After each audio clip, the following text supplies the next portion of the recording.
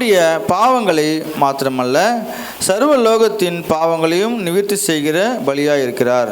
அவருடைய கற்பனைகளை நாம் கைக்கொள்ளுகிறவர்களானால் அவரை அறிந்திருக்கிறோம் என்பதை அதனால் அறிவோம். அவரை அறிந்திருக்கிறேன் என்று சொல்லியும் அவருடைய கற்பனைகளை கைக்கொள்ளாதவன் பொய்யனாயிருக்கிறான், அவனுக்குள் சத்தியமில்லை. அவனுடைய வசனத்தை கைக்கொள்கிறவர்களிடத்தில் தேவ அன்பு மெய்யாக பூரணப்பட்டிருக்கும்.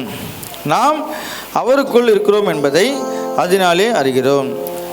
அவருக்குள் நிலைத்திருக்கிறேன் என்று சொல்லுகிறவன் அவர் நடந்தபடியே தானும் நடக்க வேண்டும்.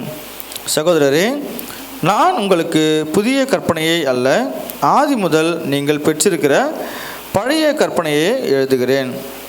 அந்தபடி பழைய கற்பனை நீங்கள் ஆதி முதல் கேட்டிருக்கிற வசனம்தானே. மேலும் நான் புதிய கற்பனையும் உங்களுக்கு எழுதுகிறேன். இது அவருக்குள்ளும் உங்களுக்குள்ளும் மெய்யாயிருக்கிறது. ஏனென்றால் இருள் நீங்கி போயிற்று, மெய்யான ஒளி இப்பொழுது பிரகாசிக்கிறது. ஒளியிலே இருக்கிறேன் என்று சொல்லியும் தன் சகோதரனை பகைக்கிறவன் இதுவரைக்கும் இருளிலே இருக்கிறான். தன் சகோதரனிடத்தில் அன்பு கூறுகிறவன் ஒளியிலே நிலை கொண்டிருக்கிறான், அவனிடத்தில் இடரல் இல்லை. தன் சகோதரனை பகைக்கிறவன் இருளிலே இருந்து இருளிலே நடக்கிறான். இருளானது அவன் கண்களை குருடாக்கினபடியால் தான் போகும் இடம் இன்னதென்று அறியாதிருக்கிறான். பிள்ளைகளே, அவருடைய நாமத்தின் நிமித்தம் நான் உங்கள் பாவங்கள் மன்னிக்கப்பட்டிருக்கிறதினால் உங்களுக்கு எழுதுகிறேன். பிதாக்களே, ஆதி முதல் இருக்கிறவரை நீங்கள் அறிந்திருக்கிறதினால் உங்களுக்கும் எழுதுகிறேன். வாலிபரே, பொல்லாங்கனை நீங்கள் ஜெயித்ததினால் உங்களுக்கு எழுதுகிறேன். பிள்ளைகளே, நீங்கள் பிதாவை அறிந்திருக்கிறதினால் உங்களுக்கு எழுதுகிறேன். ஏனெனில் மாம்சத்தின் இச்சையும் கண்களின் இச்சையும் ஜீவனத்தின் பெருமையுமாகிய உலகத்தில் உள்ளவைகளெல்லாம் பிதாவினால் உண்டானவைகள் அல்ல, அவைகள் உலகத்தினால் உண்டானவைகள்.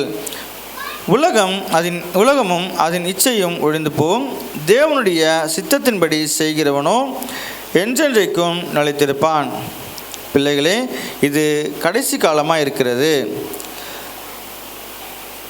நாம் தேவனுடைய பிள்ளைகள் என்று அழைக்கப்படுவதனாலே பிதாவானவர் நமக்கு பாராட்டின அன்பு எவ்வளவு பெரியதென்று பாருங்கள்.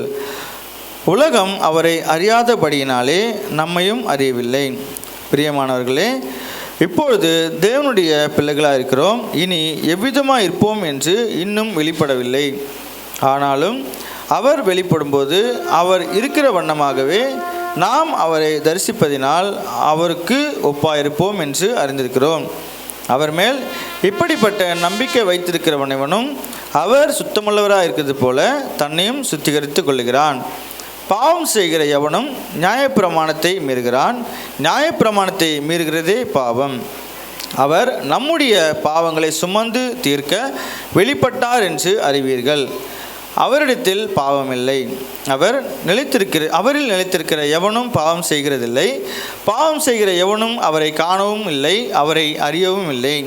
பிள்ளைகளே, நீங்கள் ஒருவராலும் வஞ்சிக்கப்படாது இருங்கள். நீதியை செய்கிறவன் அவர் நீதியுள்ளவராக இருக்கிறது போல தானும் நீதியுள்ளவனாக இருக்கிறான்.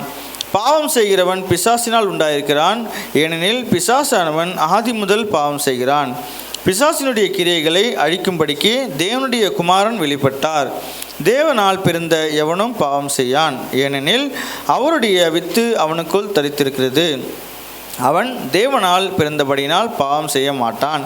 இதனாலே தேவனுடைய பிள்ளைகள் இன்னார் என்றும் பிசாசின் பிள்ளைகள் இன்னார் என்றும் வெளிப்படும். நீதியை செய்யாமலும் தன் சகோதரனில் அன்பு கூறாமலும் இருக்கிற எவனும் தேவனால் உண்டானவன் அல்ல. நாம் ஒருவரில் ஒருவர் அன்பு கூற வேண்டும் என்பதே நீங்கள் ஆதி முதல் கேள்விப்பட்ட விசேஷமாக இருக்கிறது.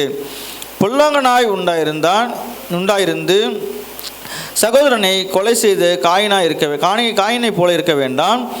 அவன் எது நிமித்தம் அவனை கொலை செய்தான்? தன் கிரியைகள் பொல்லாதவைகளும் தன் சகோதரனுடைய கிரியைகள் நீதியுள்ளவர்களுமாக இருந்ததினால்தானே. என் சகோதரரே, உலகம் உங்களை பகைத்தால் ஆச்சரியப்படாதிருங்கள். இப்படி இருக்க எவன் அபாத்திரமாய் கர்த்தருடைய அப்பத்தில் புசித்து அவருடைய பாத்திரத்தில் பானம் பண்ணுகிறானோ அவன் கர்த்தருடைய சரீரத்தையும் இரத்தத்தையும் குறித்து குற்றமுள்ளனாயிருப்பான். எந்த மனுஷனும் தன்னைத்தானே சோதித்தறிந்து இந்த அப்பத்தில் புசித்து இந்த பாத்திரத்தில் பானம் பண்ண கடவன். எண்ணத்தினால் எனில் அபாத்திரமாய் போஜனமானம் பண்ணுகிறவன் கர்த்தருடைய சரீரம் இன்னதென்று நிதானித்து அறியாததினால் தனக்கு ஆக்கினை தீர்ப்பு வரும்படி போஜனம் பானம் பண்ணுகிறான். இது நிமித்தம் உங்களில் அநேகர் பலவீனரும் வியாதியுள்ளவர்களுமாக இருக்கிறார்கள், அநேகர் நித்திரையும் அடைந்திருக்கிறார்கள். நம்மை நாமே நிதானித்து அறிந்தால் நாம் நியாயம் தீர்க்கப்படும். நாம் நியாயம் தீர்க்கப்படும் போது உலகத்தோடு ஆக்கினைக்குள்ளாக தீர்க்கப்படாதபடிக்கு கர்த்தராலே சிட்சிக்கப்படுகிறோம். ஆமேன்.